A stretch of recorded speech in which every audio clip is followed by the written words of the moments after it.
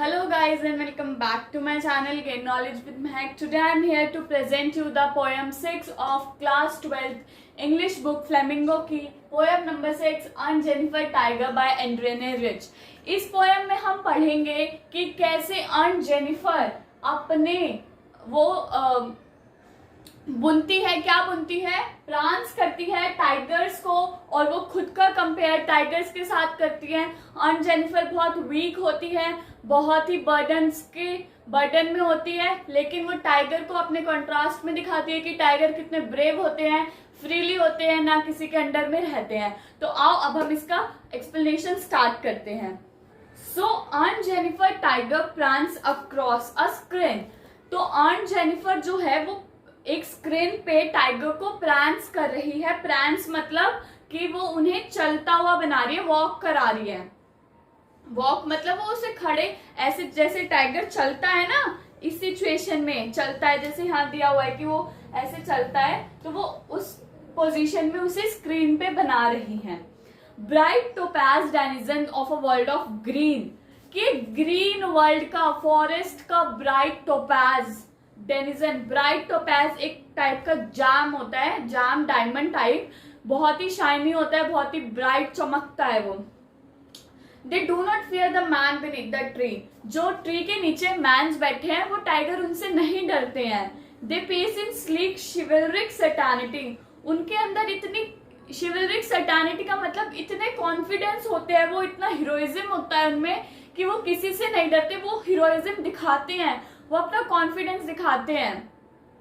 ये हमारा first para था, हम सेकंड में चलते हैं अब। On Jennifer fingers fluttering through her wools, जब ऑन जेनिफर वूल से प्रांस करते हुए टाइगर्स को बना रही हैं तो उनकी जो फिंगर्स है वो फ्लटरिंग कर रही है, कांप रही है, हिल रही है। Find even the ivory needle hard to pull, और जो नीडल होती है हम बहुत आसानी से उसे पुल कर लेते हैं, लेकिन उनके लिए वो नीडल को पुल करना बहुत ही मुश्किल हो रहा था। The massive weight of uncle's wedding band sit heavenly upon on Jennifer hand, कि मैसिव वेट, अंकल की जो वेडिंग बैंड उन्होंने, एंगेजमेंट रिंग जो उन्होंने पहनी हुई है, उसका मैसिव वेट है उनके ऊपर, जो कि ऑन जेनिफर हैंड के ऊपर बैठा हुआ है। वो बुन रही है तो उनकी जो नीडल है वो बहुत मुश्किल से पुल हो रही है। क्यों पुल हो रही है, क्यों पुल नहीं हो रही है? क्योंकि उनके हैंड के ऊपर बर्डन है, किसके? अंकल की रिंग का, अंकल के वेडिंग बैंड का। तो यहाँ पे ये मतलब नहीं है कि वो रिंग बहुत भारी है, यहाँ पे वेडिंग बैंड के मैसिव वेट से मतलब है वो बहुत ज्यादा बर्डन में है, उनके ऊपर बहुत ज्यादा हर चीजों को थोपा जाता है, वो डरती है उनसे, वो आसानी से फ्रीली अपने पॉइंट ऑफ व्यूज को नहीं रख सकती, जैसा वो बोलते उन्हें वैसा ही करना होता है। अब फर्स्ट पैरा में टाइगर की क्वालिटीज बताई, सेकंड पैरा में हमें ऑन जेनिफर की क्वालिटीज बताई। अब थर्ड पैरा पढ़ते हैं हम।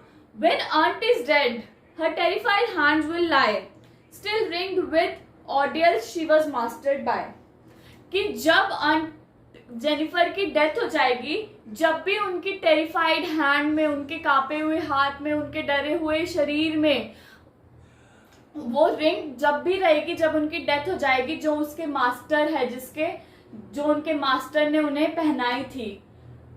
The tiger in the panel that she made will go on prancing proud and unafraid. लेकिन जो टाइगर्स उन्होंने प्रांस करे हैं, उन्होंने पैनल पे बनाए हैं, वो बहुत ही प्रांसिंग कर रहे हैं, बहुत ही कॉन्फिडेंस से चल रहे हैं, उनके अंदर एक अलग ही प्राउड है, वो अनअफ्रेड, वो किसी से नहीं डरते। लेकिन ऑन जेनिफर इसके अपोजिट है, वो डर के रहती है, सहम के रहती है, उनके ऊपर बर्डन है, वो अकेली ऐसे कुछ भी डिसीजंस नहीं ले सकती। क्यों? क्योंकि वो उनके मास्टर की अथॉरिटी है, उनका मास्टर जो उन्हें बोलता है वही उन्हें करना पड़ता है। तो मैं यहाँ पे आपको बता देती हूँ कि इसकी लाइन कैसे है। फर्स्ट पैरे में जैसे था, on Jennifer tiger prawns across a screen bright topaz denizen of a world of green. तो हम इसमें लास्ट लिखते हैं स्क्रीन, ग्रीन, ट्री, और सर्टेनिटी। हमें पोयम के ऑर्डर्स पूछ लिए जाते हैं कि कैसे है। तो स्क्रीन और ग्रीन तो सेम है, तो 1 1 ट्री अलग हो गया। अगर ट्रीन होता तो सेम हो जाता, ट्री है पर ये स्क्रीन। तो 2 एंड सर्टेनिटी तो बिल्कुल अलग है। तो इसका ऑर्डर क्या है, 1 1 2 3। फर्स्ट वाले पैराग्राफ का ऑर्डर ये है। अब हम सेकंड पैराग्राफ का देखते हैं। वूल, पूल, बैंड एंड हैंड।